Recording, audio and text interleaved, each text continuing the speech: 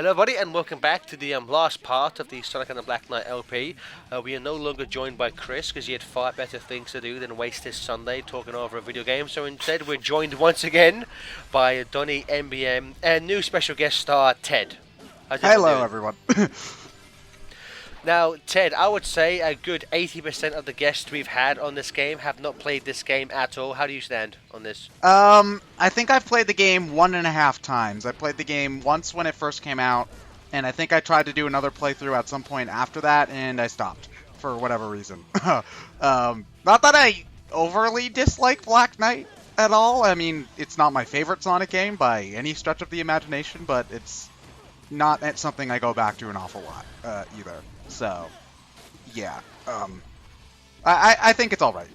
I think it's the best way I could just. I actually find, again, I don't think this game is perfect or flat out amazing, but I do think this is a slightly underrated Sonic game. I do think this game gets a slightly too much hate for what it is. I'd agree too. I think a lot of people tend to compare it to like Secret Rings, and since this is nowhere near the quality of Secret Rings, in a good way. Nothing. Like, Secret Rings is the worst Sonic game for me. Like it's worse than 06 for me, easily. So what kind of freaking dragon is this even supposed to be? This looks like something Pikachu shot out from its cheeks or something. Yes. Yes, that's what. When did Pikachu ever do that, Donny? Stop trying to make jokes that don't make any sense. Completely ignoring what Donnie just fucking said. So, you said you did more than one. Would you say this game structure facilitates or hinders repeat playthroughs? Like, is it easy to, like, just replay this game again, or is it, you know, sort of such a drag at the beginning that it's not worth it? And the same goes to Garrett, too. I guess it just depends. Like, I know that this game has a crap ton of extra levels and stuff, but I don't think it's really. I think the game made it pretty clear which one's like the next story mission from what I remember. So that really wasn't too big of a deal. It's more the gameplay itself that sort of stopped me from doing 2 whole playthroughs as opposed to just the 1.5 I did. Because it can get a little bit repetitive, I think, is my biggest issue with it. Well, again, as I said before, this does not suffer from Secret Ring syndrome where you have no idea where to go. Like it's pretty clear, and most of the extra missions don't get unlocked until you've already moved on to the next level. So it's kind of obvious to tell you don't need to do those to progress. And in terms of you're talking about additional runs of this, are you talking about a straight like start from the beginning, or just go back to replay levels? Oh, yeah, I totally forgot this has a mission base. I guess it would have been, like, just start a new save file or whatever. I'd say that this game's pretty it's pretty easy to go back and forth, because again, unlike Secret Rings, I mean, like, you can level up Sonic and give him additional kind of powers and such, but the way he starts is, you know, you can complete this game without having to power up Sonic, which is not something I can say for Secret Rings. Yeah, and thankfully, even when it comes to those extra missions, there isn't anything like the dinosaur eggs is the first thing that comes to mind. Which again, I brought this up last time, but there was a interview with either the producer or director where they said, you know, we're keeping the mission structure from Secret Rings, but there will be no dinosaur egg missions in Black Knight. Something that everyone is very thankful for. Instead, here's some crystals. And they're not the shattered crystal kind. They're just Well, no, they kind of are when you run through them. They do kind of shatter. Why would you run through them though? You get rings and crap. You get gold fairies. One small thing in terms of the soundtrack I like is that there's actually a different theme plays depending on how many stars you get. But my favorite is the fact that when you get 1 star, this kind of really kind of slow down bass version of the end of level theme plays. Like, oh man, I did bad. Oh. Sonic made a bad future. Oh no, it's Smog. Oh no, it's a Sonic Adventure 2 reference. See, again, like I like the fact that, you know, this game does things like it has small references in the dialogue, and it uses like past. In terms of its story and music, this game does a better job of playing off nostalgia than Generations did for its story and cutscenes. The sad thing is that's true. The game that prides itself in nostalgia and everything has very little nostalgia compared to the game which prides itself on fucking swords and fighting dragons. I like swords. I like, which I don't think giving Sonic a sword is necessarily a bad idea, because games like Dynasty Warriors, Hyrule Warriors have shown that sword play mechanic can work fast with fast gameplay, which is what Sonic's known for. I just think maybe they could have tweaked it a bit, or maybe just given us manual controls rather than the Wiimote waggling, which I hated motion. I hate motion controls in games, and that's why after like 2 years of the Wii, I bought a PS3 because I was just fucking sick of the motion controls. I couldn't stand it anymore. It's not even the first time a lovable character got a sword and it worked out pretty well. I mean, they gave Kirby a sword and we got Meta Knight. No, they gave Kirby a sword and we got Link Kirby because they got Kirby's hat. Cutter Kirby. That's the thing, that there is that crowd that just doesn't want Sonic to do anything but run. Like they don't want him to wield a sword. They don't want him to drive a car. They don't want him to buy cupcakes for a character or whatever. Fuck it. They What? just When that happened, did I miss a game at some point? What, you guys didn't play Sonic and the Frosting Toppings? I preferred Sonic and the Overcooked Brownies myself. Sonic Saves the Bake Sale. Sonic. The fan game Sonic and the Pop Brownies was far better. So what would his super form be in that game? Obese Sonic from all the diabetes of the cupcakes. It'd be like the Sonic XL, or like rings make him fat. Ted, what were your thoughts on, say, the story, kind of cutscene style and music? Oh, you mean like the comic book kind of thing that they were going Yeah. for? I think that the drawings are all very well done. It feels less lazy than, again, Secret Rings, which Yep. it definitely a lot more colorful. And I will say that this is probably the best that we get out of the 4Kids voice actors. Yep. Which I guess makes sense because this is, if not the last game that they did, one of the last games, I believe. Well, okay, this was the last game they did original voices for. They're in the 4Kids cast is in All Stars Racing, the first one, but it's all just recycled clips. Okay, so yeah. I think overall it does a pretty good job. Like, the story isn't like great or anything. Like, I feel like the moral, quote unquote, that they end up having is kind of bizarre for a kids game, but I think overall it's pretty good. So, I like it. Holy fuck, the story is short in this game. Damn. yeah, you can beat this game in like 3 hours. But kind of like Generations, there are a bunch of extra missions to do. So I'm fine with that. I'm cool with that. And by a bunch, he means a fuck ton. There are a shitload of extra stuff on this. See, I like this. I like the certain aspects of Black Knight where they do things with Sonic's character that no other game does. Again, in one of the earlier cutscenes we said before, where Melina basically says, "You do realize that for you to succeed, you have to kill the king." And Sonic's like, "Hey man, ain't no thing but a chicken wing. I'm down with that. That's cool with me." Can't be the hero all the time. Can't be here all the time. And there's things like this where like Melina tries to talk about like a war that goes on forever, and Sonic just pretty much says, "Shut up, girl," and tries to stab her. It's like, okay, I like this Sonic. So Shut when up, you've met Faker. the moral is essentially, if you love your characters too much, they're gonna turn evil and fucking kill you. So stop with the fanfics. Dear God, please stop. Well, no, the moral of the story is pretty much just nothing lasts forever. As the final song says, live life while you can. Well, before that you is a great die. moral. So how's about we end the Sonic franchise now? Just live life. Just live life. You know what? Yeah, just stop playing Sonic games. Go live life. Thank you. I think after Rise of Lyric, many people have.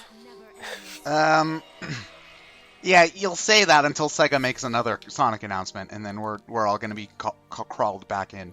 The next Once Sonic again. Runners, hooray! You fucking addicts. Says the Pokemon nerd. Yeah. says the speedrunner. Gotta go fast. Gotta go exactly. Fast is good, bad is slow. How is this difficult? I do new. See, I like. You know what? This is also something that they've never been done before in a game. In this cutscene, Sonic gets the ever-loving shippy out of him. Well, that's every Sonic game. So. That's been happened. That happened at the beginning of Shadow the Hedgehog in the CG opening. Like you just see Sonic like beat the crap But up. that and Shadow, doesn't like, happen in terms of story. Ah! Cutscene Sonic doesn't match Game Sonic. Well, we've seen Sonic get killed twice, one of which didn't end up being canon, but still freaking counts because no one will forget that damn game. We had another one Sonic nearly died. We've had Well, Sonic... Are you referring to Rise of Lyrics where some rocks fall in for 2 seconds? Yesterday. They make it sound like he died. that has to be like one of the most misleading parts of that game because really all he did was just get bonked on the head. Like he was fine. Exactly, nothing happens of this. But see, I like this because this is like we've never had an end game where like things look this bleak for Sonic. You know, Colors. there's a giant. What do you mean colors? Nothing bad happens in that game. When the entire like amusement park just implodes on itself. God, Donnie, no. As we all know, Sonic Colors is effeminate. What? I don't know what that fucking means, but someone used that as an insult to the game? Okay. What? They did what? Yeah, one of Donnie's articles, someone in the comments was like, Sonic Colors is bad, it's effeminate, it's poorly designed. Like, what? That must have Like, been when Gary. you think Sonic Colors, I tend to not think of a woman body. No, not really. That must have been Garrett that said that. Yeah, fuck that guy. I don't like HFC. I will say coming up is again I love the fact that in a second June Shinoda remixes it does the SA1 version of It Doesn't Matter. SA2 version's better. Shut Oh my up, God, you yes. scrub! Get out of here! I have found my soulmate. I'm just like where were these like cutscene remixes in Generations? You know, like for real, bro. Where were they? The same reason why we didn't get any DLC. Hey, Much, it took a lot of time and manpower to program a minigame where Vector throws notes at you, okay? You better appreciate that shit. I always wanted to play ping pong with a note. Fuck yeah. And here's the cutscene where a red flag comes out of Sonic's ass. Okay. Okay, Like I can't hotkeys. decide whether or not this is what King Arthur Sonic is what he's called or something. Excalibur Like, Sonic. Excalibur Sonic. I can't ever decide if this looks badass or really, really, really fucking stupid. It's both, alright? You know what? I will give Secret Rings one credit and one credit alone. Darkspine Sonic was actually amazing. Other than that, I don't like Darkspine. No, I dude, think he's this kind of form just shot out a penis cannon, so You know what? The one thing I like about Darkspine Sonic is that he's literally just pummeling Eraser Jin in the face. Like I love like how ferocious Darkspine Sonic is, and this boss fight.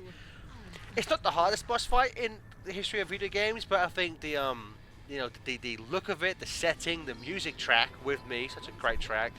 This is actually one of my favorite overall Sonic boss fights. It's definitely one of the most distinct supersonic. Well, not super. This isn't supersonic, but you know what I mean. One of the most distinct final bosses in the series, I think. Because I had forgotten how cool this guy looked. Or Merlina, whatever. gameplay-wise, it's definitely better than Secret Rings, just because of the fact you don't have to button mash. I mean, No, you had still to sort of- shake the. You had to Wiimote shake mash in Shake Secret the term Rings. is waggle. Shake, Waggle. Shake, I'll shake. Shake your Wiimote. Shake your It's Wiimote. like, fuck, why even keep playing? Just play Mischief Maker. Shake, shake. This also seems like a pretty, like, personality-wise, a very human final boss, because aren't Sonic final bosses usually just some giant entity that just, oh, I'm gonna destroy everything, okay, bye. Whereas this Kinda, is actually a character that you're fighting. Yeah, Pretty it's not. much, I mean, you could make the argument it's kind of similar to say how in Sonic Heroes, you know, Metal Sonic turns into a giant metal dragon, or Black Doom decides to turn into a giant thing. Like it is Melina taking on this kind of giant absurd form for no real reason. Magic. But I do appreciate the fact that again, it is the kind of it's not just it's not Bio Lizard. It's not something coming out of the middle of nowhere for no good reason. It's to say, oh, fight me. BioLizard was actually on the newspaper that Rouge Shut had. up! Alright, SA2 fanboy, where the fuck do you go from Prototype, a giant fucking salamander, to a 3-foot hedgehog.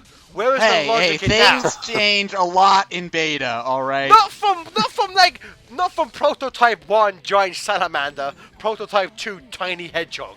There is no logic in that, Ted. Oh, no, Shadow was not Prototype 2. You should have seen the real Prototype See, what 2. happened It was weird. they introduced the Bilizard, but focus groups found it to be too scaly and not family friendly enough. So what happened was they went back and they had to completely rework the blueprints and everything. Also, Black Doom, made him, alien and stuff, so, yeah. Or something, I don't know. I like that game. Its plot is not its strongest point, though. You know what I like? I like how violent that it is. Where Sonic kind of kills that Molina monster, and it sets on fire. Then he just gives it a thumbs up as it's burning to death. Yeah, Like, you burned. That's oddly dark for a Sonic game. It's like he's like the K-Thanks bye. Okay, thanks. You're burning to death. Have a flower, I guess. Goodbye. Got a flower fast. Oh, in the item codex, my favorite thing is you can one of the items is a donut, and it just says the pinnacle of human design. It is fact. true though. It is. Donuts are fucking incredible. Homer would agree. This I love this kind of aspect of his character. Again, this game just shows us different sides of his personality. Just you know what, we're all gonna die one day, but it's so cool. So cool. Have a flower. Have a flower. Sonic, that's a flower. That's not the answer to her question or any sort of means of healing her emotional scarring. You ass. It's a callback to an. You know what? This does something very similar again that Secret Ring does. It's a callback because when they first in Secret Rings when he first meets Shaira, he asks for a handkerchief, then he asks for more at the end. When he first meets Melina, he picks up a flower and ponders, "What's the point? Why do flowers bloom? Knowing they're destined to die." He's like, whatever. Let's go stab some shit. It's And I a was like, have a decent, flower. it's a decent literary metaphor at the very least, because flowers are it's not like an undone or it's kind of cliche, but flowers are a really beautiful thing that only blooms for a short time, which Exactly. symbolizes the short life that she's worried about and yada yada yada. And English it's class. nowhere near as corny as I wish for a mountain of handkerchiefs. Now just Oh, yeah. try. That's one of the worst things ever committed to anything ever. Sorry, Sonic, you forgot to specify whether they were used or unused, so your choice not mountain. And then we never see any of those characters again. The end. We never see how he gets back No. to the real world. No, at the end of the credits, isn't this whole thing just a bullshit story he made up to explain why he was late for a date with Amy? No, Or he was something? there. All the He- dream. He was there. It's just Amy being Amy. She doesn't buy it because you date her. I will say though two things. I remember first playing this, how abrupt that ending is. It annoyed me, but the thing after the credits made up for it. I like that. It's kind of funny. Yeah, that's the thing about the manual for Black Knight is that you do find out how Sonic ends up, like what he's doing before he gets transported to the King Arthur world. That he's actually no, putting story in a manual doesn't save it. That doesn't help, because you play a game to play a game, not to read the accompanying material, then play the game. No. Hey, if Hotel Mario taught us anything, is that we need to check out the enclosed instruction booklet. Well, I did. Hey, if you wanted to know anything about the game's story back in the olden days, you had to read the manual. Exactly. These kids Oh, Oh nowadays. yeah. know Also, that Diddy one was having good hero thing. I would training. quickly say, go back to with me. The lead guitar for that is Marty Friedman from Megadeth, which is kind of Wait, cool. really? Yeah. Oh, wow. It's kind of cool.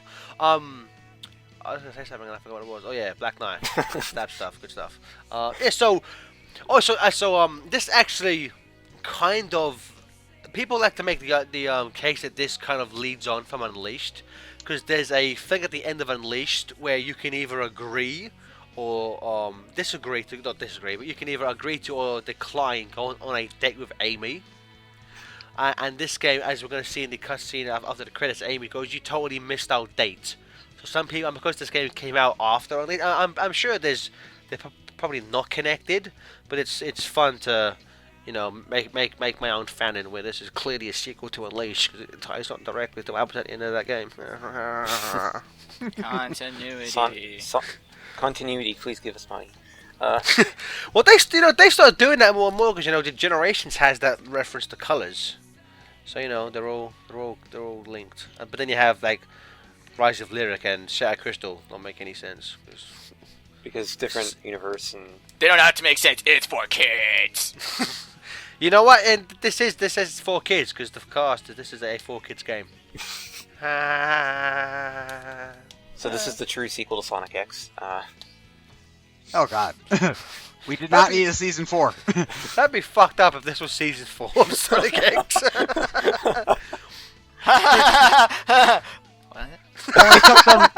Only took them 60 plus episodes, but they finally got rid of Chris Thorndike. About time. No, see, if this was Sonic X, Chris Thorndike would blatantly be Molina. What? What? I really like Live Live. It's actually one of my favorite Crash 40 songs. Same here. It's weird because like Black Knight, I love the songs.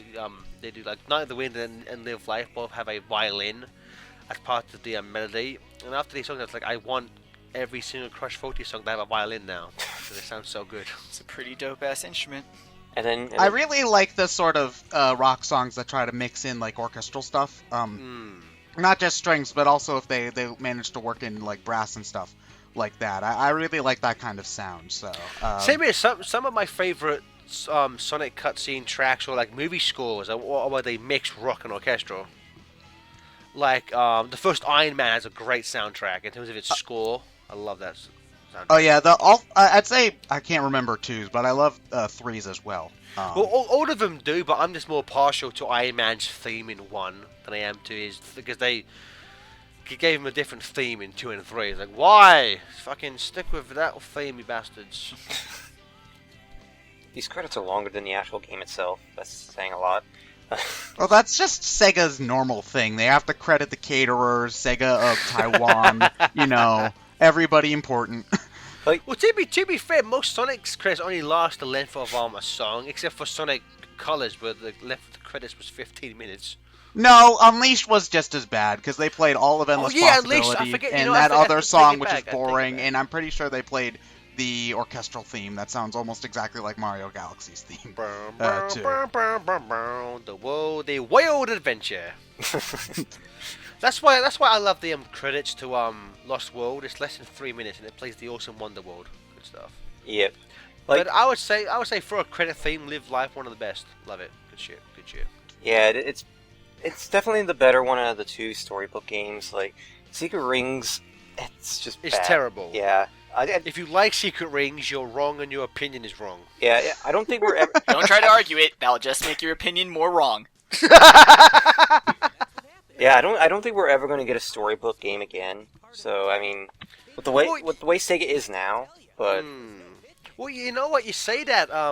We never thought we'd get another Riders game after Zero Gravity, but apparently, apparently in terms of what's up next, so at the time of this recording, January 2015, and I'll come back to this cutscene in a second.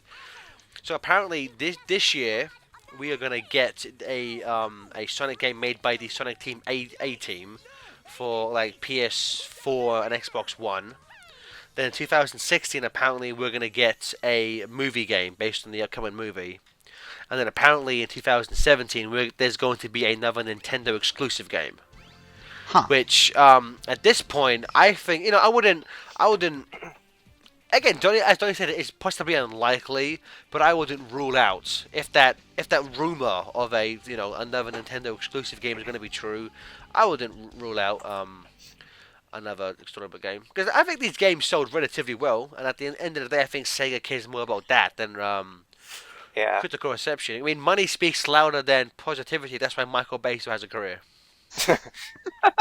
But to quickly go back to that cutscene, I do kind of think it's kind of funny where like it kind of ends with Sonic getting beaten up by Amy off screen. It's always good for a laugh. Well, to be fair, how many times has that actually happened in the span of a game? Like. Well, it's weird because the hero's story of Sonic Riders 1 ends with Amy chasing Sonic around with a big mallet. Exactly. So just about every game then. Like the heroes, Team Sonic's story in Heroes ends with him being chased by Amy. SA2 ends with him pushing Amy off a cliff. I hope. I wish. I haven't played SA2 in a while, but that's how I remember SA2 ending. That's how you it happens. Want to admit. Totally. She gets shot into the cold vacuum of space. Yeah, that's how. No, that's Shadow. That's Shadow. It can be Amy too. It could even be Sonic X Season 4. Who gives a shit, really? No one does. So, Ted, if you want to quickly, anything you want to sum up about Black Knight and/or plug before we bid adieu to this LP? If you can find it cheap, I recommend Black Knight. Just make sure that you're ready to practice your swinging hand, if you know what I mean. Oh, yeah. And watch Brain Scratch. We're pretty good occasionally. He went there, ladies and gentlemen. You would. Okay, so I want to thank everyone who joined us in this part and the previous ones, and we'll join you on another LP for a game which we're not sure what it is yet. I don't care. Goodbye!